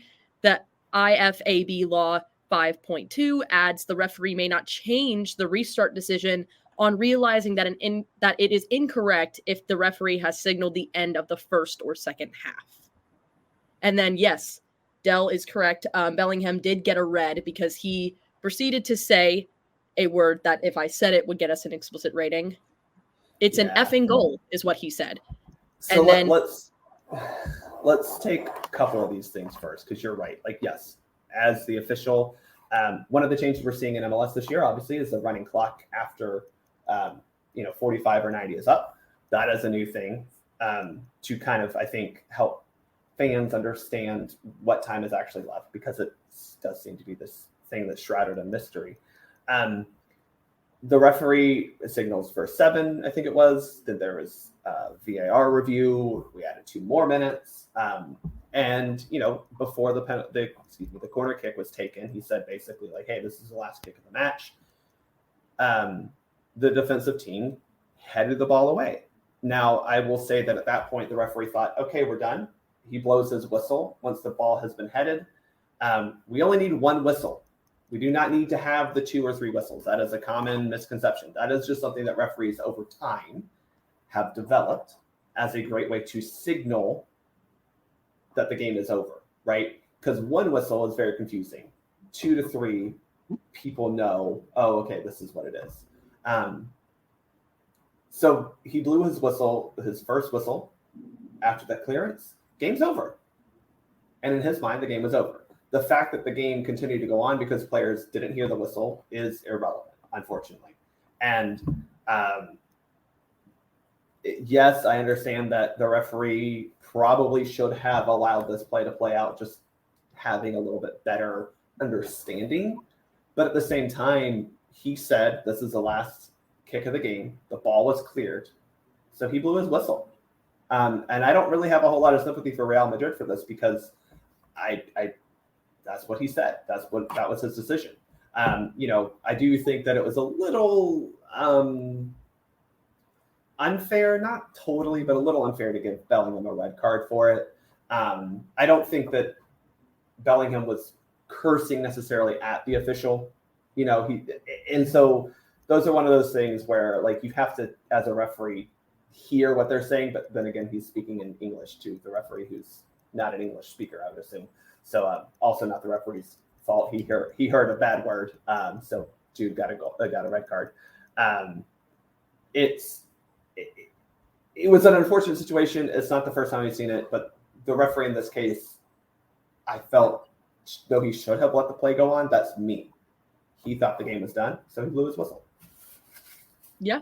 And because I think the issue of what it was that a lot of Real Madrid fans were saying is that they didn't hear it, and it was hard, and it wasn't as pronounced. Sucks for them, man. Yeah, Sucks. Exactly. I mean, hey, he signaled the game was done, and it went in, and I feel like we see a lot of instances like that too. But I mean, it is what it is. It is what it is.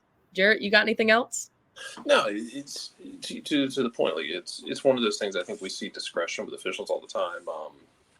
And we go back to, we've talked about here before the Mark Geiger anecdote about he took the rule book and he showed that it was flexible. He said the rule book bends. You're not breaking rules, but you can be situational with stuff. Like, there can be times where you're going to give a guy a little more leeway. Like, go back to the England-Colombia game in the World Cup in 2018, where England, like, if Mark Geiger wanted to, he could have sent off 4 people from each team. Yes. You could have ended that game 7v7 easily, and then you could have played the second half.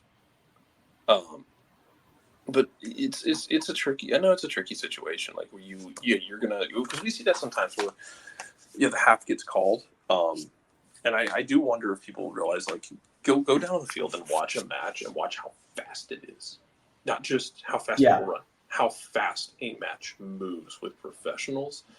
And then think about, you're keeping time. You're bringing the whistle to the mouth to blow. You're making those decisions on the fly, and weird stuff can happen. Sometimes you're going to have, like, those moments where, like, a ball breaks through and the ref blows for halftime, and the ball breaks through in a dangerous situation. He'd already made the decision to blow for halftime at that point. He can't blow it and then say, actually, nope, keep going, guys. It's it's an unenviable task, I think, at times, and yeah, there's going to be flexibility with it. Absolutely. I mean, yeah. And you know what? Before we go, one thing for Bart, Arsenal plays later today. What are your Why are expectations you for going to that? hurt him like this? I was going to say, I was having a really good conversation, and now I'm filled with existential dread. I'm only doing what I was told to ask, and I was informed. So The basically, problem he can is- just mean tweet John over at the stadium. I know, I will. The problem is, I thought I would be having, in both the Liverpool and the Man City game, I thought they were going to be favorable results for Arsenal, and they were not. And even on the women's side, we get a nice win over Tottenham at home in front of 60,000, and then freaking Chelsea has to also go win, and it's like, I love seeing Kat Macario score, but also why? So, hey, look, we're just going to go out there, we're going to try our best, have fun, and hopefully get 3 points and still be in this title race. I like that because it's the same philosophy I have when we play on Sundays at Lindbergh, except it's more of like, I just hope I don't die today. I hope that my ankles and knees hold up. Yeah. I hope to. It's funny. We were at a birthday party yesterday, and a friend of ours said, like, every time because they have 2 kids, and they said, like, every time I go to a party, I wake up and think, is today the day we go to the hospital with a broken leg?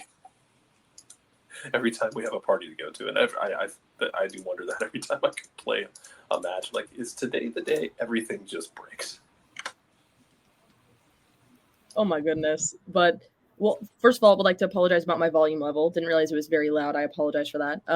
David, yes, I did wear shoes. My shoes have not blown out since last summer. Thank you very much. That is always, I do appreciate that is always the first question that I get at that whenever I show up to Lindbergh. If I haven't seen someone for an extended period of time, the first question is, do I have shoes and are they working? It's nice to be known for something, I suppose. Listen, you gotta have a little moment. You gotta have a little moment, and that's it. But Bart, want to say again, thank you so much for coming on and talking the craziness with us every Monday. It's always fun. And I'm sure that we will talk again soon about U.S. Women's National Team and any other crazy ref things that might happen throughout the week. Well, we have obviously that game on Wednesday, a late night game. So looking forward to it and hoping that this U.S. women can continue the tenacity we saw last night. Absolutely. All right. Well, we'll talk to you later, Bart. Bye, y'all. Bye. Now it's just me and Jarrett. Unless Jarrett has to leave. No, you're fine. We'll just talk about everything. Anything and anything right now. Well, I mean, what other complaints were there from? I missed all of England this week. Yeah, I mean, listen, we're gonna get through some prim and proper. Don't know if Drew is joining us. He normally should hop on, but if he hops on, we'll have him do his little spiel about Man United. As much dismay to people in the Twitch pitch. I'm so sorry for your loss. I just want to say sincerest apologies. Rough one. But Del, you want to talk about Man United? Listen, we could talk about it. I feel like the Man United conversation it's not so much a conversation that like you have over a cup of coffee so much as it is like we need to like take a couple steps back and we need to unpack this entire existence post Alex Ferguson because there's layers here, there's chapters here, there's good and bad, there's high points, there's low points, there's the Mariana Trench, and they somehow got a drill down below the Mariana Trench without blowing out the drill bit or the motor. See, like it just breaks my heart because they literally like had the lead in the 8th minute, and then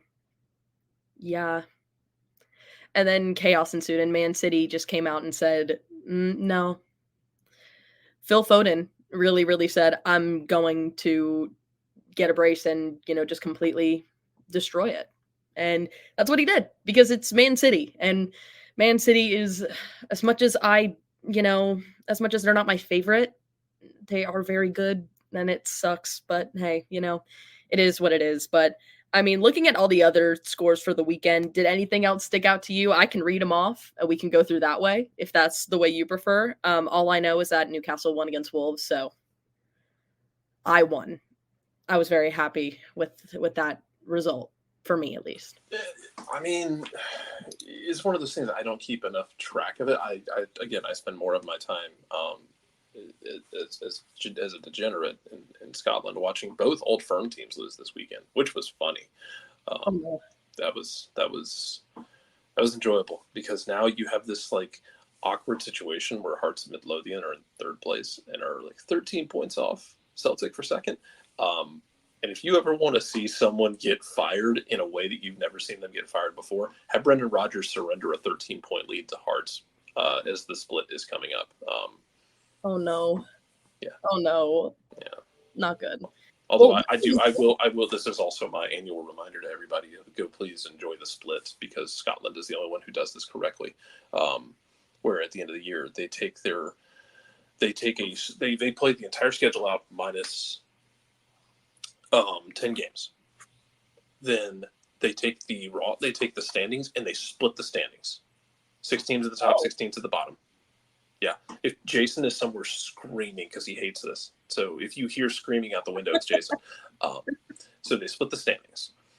The top 6 teams will play each other, and the bottom 6 teams will play each other. So after the split, you're going to end up because the teams are trying to get north of 6 on the split. After the split, everything becomes you're playing teams that are in your split. So if you're in the top 6, you're playing the other top 5 teams twice, generally. Like one at home, one on the road. And the tricky part is with the Old Firm is that usually means that one team is going to get one more home game, and then it becomes like a point of grumpiness for the team that doesn't get that home game. But now we are coming up on the split, and I will preach the gospel of the split to everybody. Of Scotland I think they still need to expand their top league a bit, add more teams to it. But for what it is now, you get the split, which is really, really weird, and it's beautiful, and it's chaos, and that means that the top 6 teams will play games that matter the rest of the way. You don't have to worry about. Let's go look at England standings. You don't have to worry about Aston Villa sitting in 4th place, playing Luton Town or Burnley to end the season and like having a cakewalk. You get, you're going to get Hearts and Celtic and Rangers playing other teams in the top 6, whereas the teams in the bottom all get to basically pull out different shaped knives and see who gets relegated and who doesn't. But Premier League is so fun, Jarrett. It's so fun. It is. I'm not disagreeing with that. However, there is like a certain inevitability looking at it with like, oh, that Liverpool's in 1st place. That's great. How's it going? I don't know, man. Thanos is just sitting right behind him. 1 point off. Oh my gosh. Yeah, I mean, listen, kind of an easy weekend, though. A lot of the matchups kind of went the way I thought they were going to. Brentford and Chelsea tied 2-2.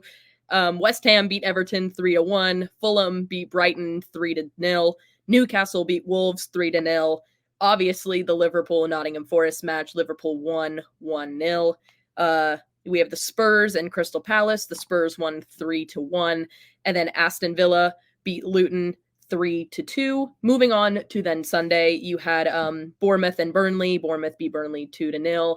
And then obviously the Manchester Derby, Man City came out on top 3-1 over Man United. So pretty eventful weekend. We're moving on to the next couple days. But yeah, a lot of fun stuff. Oh, I thought you were going to say something. I'm so sorry. No, you were. I was typing. But I didn't want to make a loud typing noise because I was trying to find. Oh yeah. Okay. Cool. I was trying to find the post-split fixtures, but they're not posted yet for Scotland. But I can't actually loop this back because we can talk about stuff. We can loop all of this back, capture all 3 leagues, and capture MLS in this as well because we knew it's over the weekend. So let's play 6 degrees here because let's do it. You mentioned Spurs. Let's do it. I miss Ange Postecoglou dearly at Glasgow, but a player he brought into Celtic is actually coming to MLS now with the reports. I know Carol Rogers had it over in Charlotte. Tom Bogert talked about it as well. Lil Abada is leaving Glasgow and going to Charlotte. The reports were weird at first. I think it was like a $3 million deal. Now it's looking more like $8 million American. I think one of the Scottish reporters had it at 10 million pounds. I don't have the calculator to do that math, but it's roughly $8 million. Interesting for Celtic in the sense that they are going to make money on this deal for a guy who was, and this is the interesting part for Charlotte, is you're wondering, what are you going to get?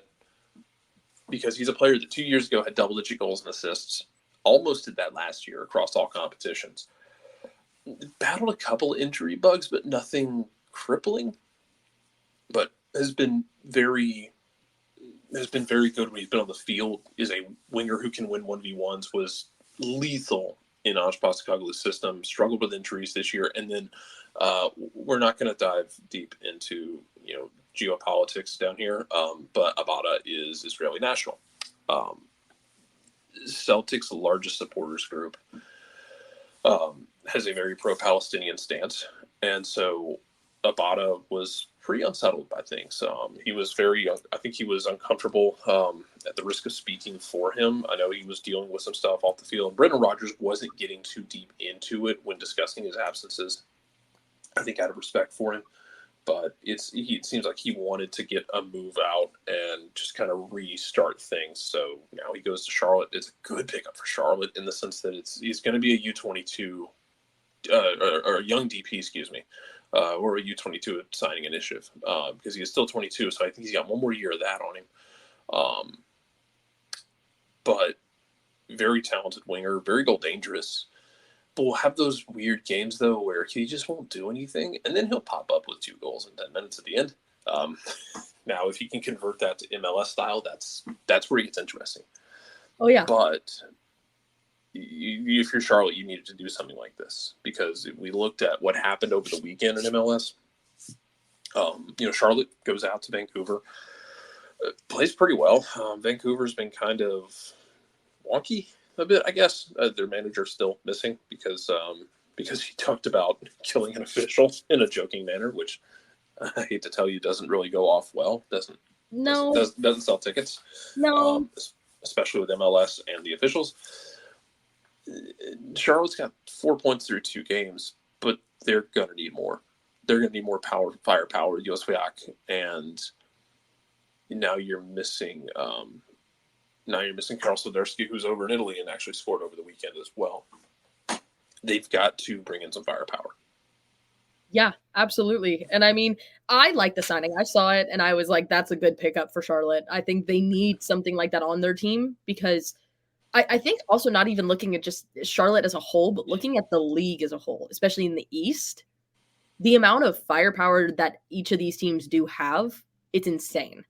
And I feel like you need someone like that to come into your club and make a difference. Mm-hmm. Yeah, and great to get a guy like that who might just need a change of scenery. He just needs a mental refresh after everything that's happened over in Glasgow, and it's been tons of times, and it sucks for him because he's had to work through the mental side of this.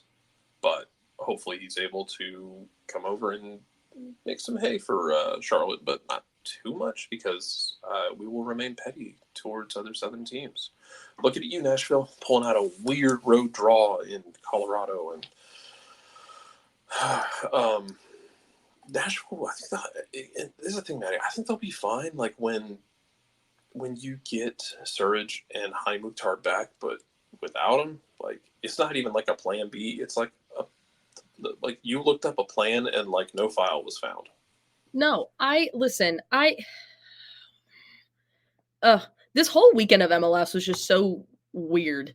Like, I mean, great for Atlanta because a lot of the teams from the East did tie, which, works out well in the standings a little bit for us. But I mean, a lot of just like weird games and a lot of weird things just coming up forward. Like one of the biggest matches for me was St. Louis 2-0 victory over NYCFC. NYCFC, something's not clicking over there. Don't know what it is. Something is not right. And then I don't even want to get into the Sporting Kansas City and the Philadelphia game because that enraged me. I was so mad. I texted John and Jason and I was like, I cannot believe I just witnessed that. Yeah, and to your first point, it's funny because I know everyone decided that Josh Wolf is going to be the first manager fired this year. Like everyone's already kind of written that in stone, and you got a bunch of national writers who have decided that's their point, that they're going to drive home for the beginning of the season. And are we sure it's not Nick Cushing in New York City? Are we sure that it's not going to be New York City getting a new coach first? Because as listless as Austin looks, and as listless as they looked against Seattle, and Nico, I'm sure, has some thoughts about it. We'll get to Thursday. Oh yeah. As listless as they looked, New York City is it's kind of like watching a baby squirrel cross the road right now. Not the baby squirrel. Listen, I mean, it's just Nick Cushing is that squirrel right now. No. Oh, absolutely. NYCFC have come out and they have looked just like, I mean, they lost their last two. Obviously, they lost to Charlotte in Charlotte's home opener, which, you're on the road. I get that. It's hard. But, I mean, they were on the road against St. Louis, too. Unable to pull out those road victories. It makes you wonder how that's going to work. Because, listen, you can win all you want at home, but if you're not getting results, at least something like that on the road, you're not going to do well. And they haven't been playing well. They haven't been a solid team. So I don't know. I mean, listen, I completely agree with you. I think people talking about Wolf possibly being one of the ones canned. I'm like, I agree with you. I think it might be NYCFC. I think he might be the first one out this year. Yeah, and that's not to say that Wolf won't be fired. That's not saying that at all. It's just saying that it's likely going to be NYCFC first. Yeah. Like, especially if they keep going the way they're going right now. Yeah, it's bad. It's not good. It's not good at all. No, it's not. And you're gonna get into weird surprises in terms of who's doing well and who's not. It's you still have because if you look at the teams without points, Atlanta gets to play one of them this week, and I know I've already seen some people get very the fear is setting in about playing another team in New England that doesn't have points. They might be a wounded animal. Well, New England's played 2, lost 2. Lost a weird one to Toronto because Lorenzo Insigne just decided to chip everybody, which was very funny to watch. It was a fun one to watch.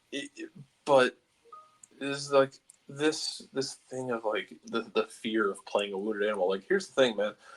New England played yesterday. New England plays Wednesday too. They play CONCACAF Champions Cup. They're going to be absolutely gassed by the time they get to Atlanta. I mean, listen, and I do understand they want a victory right now, but I mean, they're playing the Champions League. How are they going to do both? You can't. You're going to be you're going to have tired legs. You're going to have all this stuff. Obviously, we can't say the same about Miami because Miami came out and beat the crap out of Orlando 5-0. But I mean, you're going to be tired.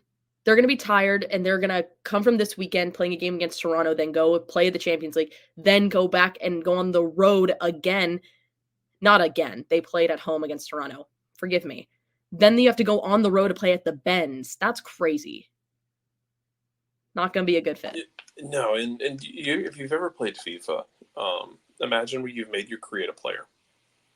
And if you've ever played it on the easiest setting, it's really hard to get an assist, even if you lay it up for a teammate, because they can be 5 feet from goal and they are going to basically run 100% power, fire that thing high and wide from 5 feet away with constant misses that you've just never seen before. And you're trying to set people up for assists and they're just not finishing. They basically have to walk it into the net, especially with the old AI where you used to get your teammate on a breakaway and they would just dribble into the keeper. The good old days. But I feel that's Carlos Heel right now. He's just that creative player, and they do need some help in the striking department because some of the Carlos Heel just making magical things happen, and he's capable of that, and he'll be capable of that against Atlanta if he's healthy. Because I know he was nursing issues with his leg, but if he's able to go, He's going to probably make something happen. And you can sit here until you are blue in the face and scream, "Oh, you got to watch out for him. You got to limit him." But we talk about this in all sports and all athletes. When we talk about limiting somebody, you want to limit them, but we also talk about, hey, so-and-so is going to get something out of this. Like, they're not going to leave empty-handed. You just want to make sure it's as minimal as possible, but know that they're one of the best, because it doesn't really matter what you do to try and stop them. You're going to have to try to stop Carl's heel and hope that the rest of New England is just too dog-tired to deal with things, especially as that game goes on. Absolutely. It's going to be a lot of fun. I'm excited for this week. It's going to be a lot of fun. You got MLS, and then moving ahead on to obviously what you can watch today. You got Sheffield United versus Arsenal at 3 p.m. today if you want that little Monday night football moment. It's not night here, but, night over there. But yeah.